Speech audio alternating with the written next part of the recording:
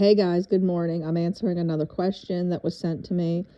So the question is, am I in the right place now that I am not thinking about my husband every day? Am I in the right place? Because if he decides to come back, great. If not, I'm good. I have no desire for him to come back, unless that, he's for real. Am I in the right place? Well, absolutely. Now, again, just like I answered in the question prior about does the counterfeit leave in the judgment season, this question as well is kind of like, see, this is the thing. Some questions that you guys send, it's not like a direct answer, because at the end of the day, this journey is like a slippery type of situation, okay? For the most part, when you get to that state, okay, where you are in that mindset, you're gonna the day that you are sending this, you're gonna feel that way. But then maybe the next day you're gonna be in your feelings. Maybe you're with your family for Christmas and people are hugging on each other, their spouses and stuff, and you're gonna feel like you miss your spouse. Listen, when did it ever become normal to say you don't care at all? I mean, that's your spouse, okay? Men, obviously your wife is your rib. And ladies, you are the rib to your husband, okay? So I need you to understand, you're never going to get to a place to where you don't want them at all, okay? We need to stop telling people this, because we're going to miss them until they return. Period, point blank. If you ask anybody that went through this, they will tell you this, okay? So I could tell you right now that you're going to miss them till you come. However, it's going to be at a place to where you're going to be able to handle it.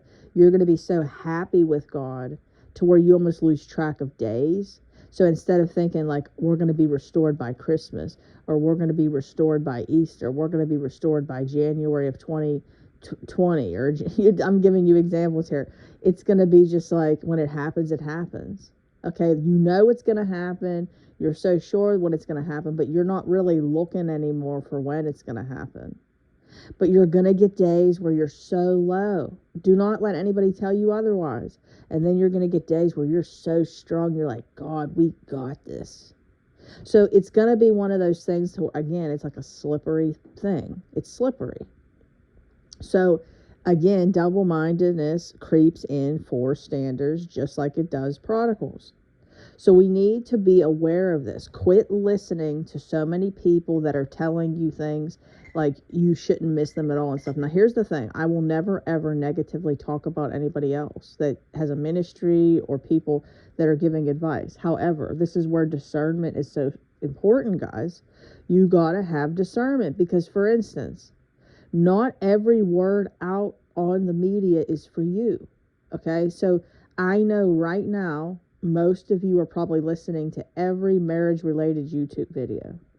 Now, I'm going to tell you right now, there are so many people out there preaching messages, which means that your discernment has to be higher than it ever has been, even with me, okay? I'm releasing words that the Lord's putting on my heart to release, but for instance, what if, okay, so this is where this is important. I coach kingdom marriages and marriage restoration. So my kingdom marriage clients are not going to not either one, ask me, or use discernment on the word that I'm giving. Because, for instance, a kingdom marriage, okay, and a marriage restoration testimony are different. You need to have discernment on how it's going to happen. Most of the time, guys, your kingdom marriages, people that are singles that are coming together with their spouses, both parties are going to be pretty good, okay? Pretty good to go. When they get back together, there isn't going to be that much work that needs done, because a lot of the work was done before God let them become equally yoked to get married. So you have to understand, when somebody is in a kingdom marriage standing, it's not going to look really the same as a marriage restoration testimony. It's going to be pretty similar, but it's not going to look exactly the same. So if you're on TikTok and you're on YouTube and you're going through and you're seeing all this kingdom marriage, kingdom marriage, you better know the difference and use your discernment on what word is for you and what isn't. So for instance, a lot of this journey is relatively the same, but a lot of it's different. So for instance, let's compare kingdom marriage testimonies to marriage restoration testimonies. Again, Bob Steinkamp, wonderful testimony, okay, with Charlene.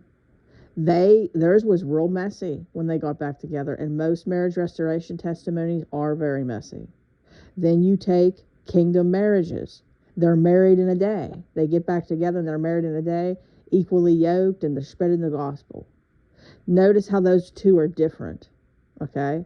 Because usually a marriage restoration testimony, when they come back home, there's going to be a lot of, messiness that needs to be, the marriage is being, you guys were already married. Where the kingdom marriage, they were maybe dating and separated. It's not necessarily the same. You already had a foundation that was created, okay? Kids, all of that.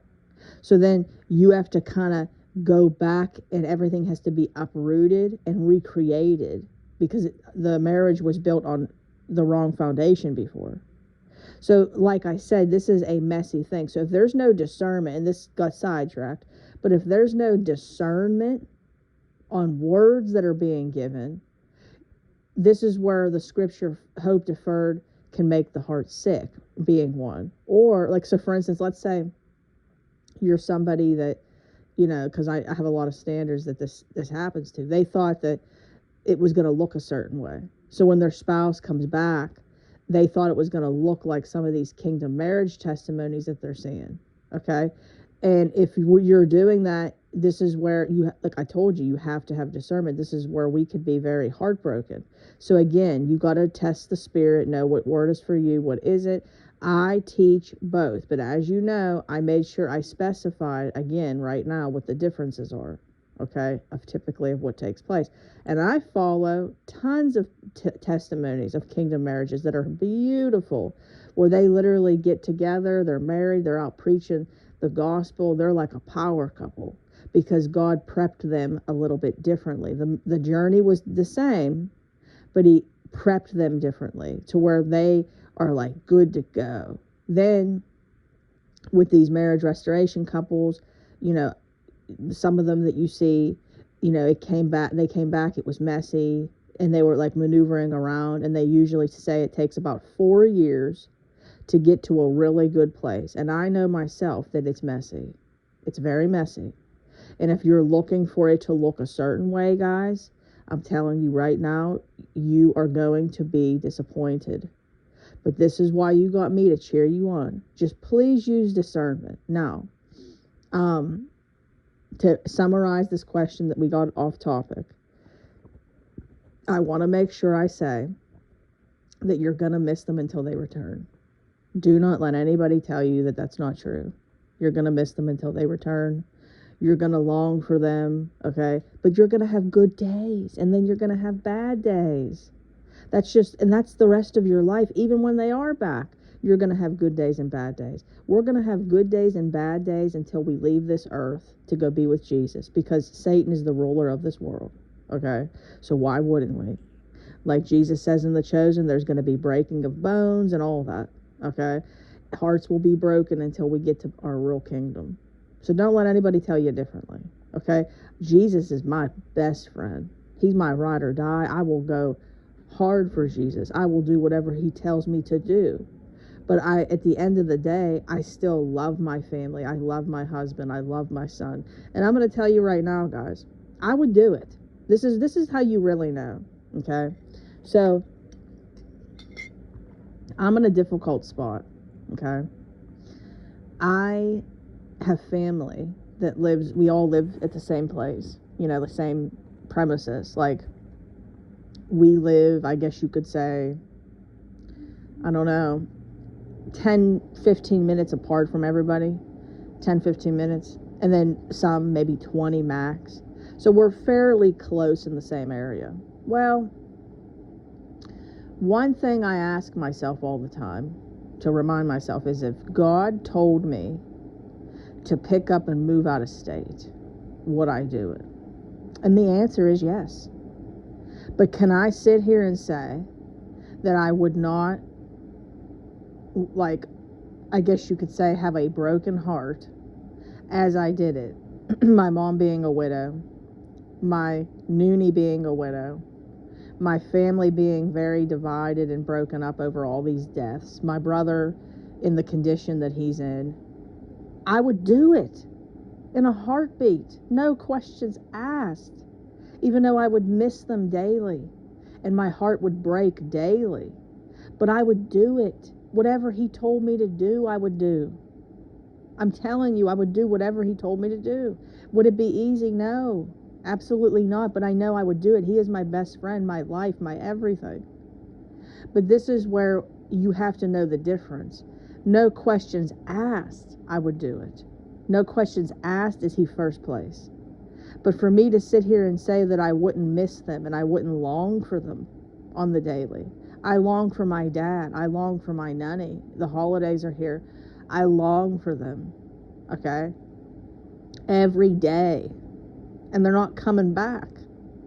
So my point is, for us to sit here and say that we're not going to miss somebody and long for them, and, you know, even though God is first, that's just so not right. You totally could have God first place and still long and miss somebody. My nanny longed for her son, who was a stillborn, until the day she left this place. I'm not mad at God for taking my dad. I'm not mad at God for taking I'm not mad at all for the deaths that we experience. I'm not mad at all. I cry with them, okay? My nanny cried with them. But for us to sit here and say that we're not going to miss people and we're going to be good with just God and not miss people, that is just silly and religious. I'm not picking on anybody that said it. I get their point. They probably didn't know how to word it right. That's why God even forgive me for saying it's religious, because there's a lot of people out there, when they say things, they don't know they're saying it religiously. So I hope that this word gave some people some insight and some motivation. I love you all so much. I hope you all have a wonderful day. God bless every single one of you. I will see you in my next video. If you would like to work with me, guys, I'm a restoration life coach. You can email me at deadmarriagesredeemed@gmail.com. I repeat, deadmarriagesredeemed@gmail.com. Facebook group, Dead Marriages Redeemed. Come on over. We would love to have you. Again, guys, if you guys could please like, share, comment, subscribe to the channel. It helps out big time to grow the channel, expand it, and get as many people to hear as possible. The Lord wants so many of you guys to spread the word here so people can be saved and set free. So again, guys, I hope you enjoyed this message. I will see you in my next video. Bye, guys.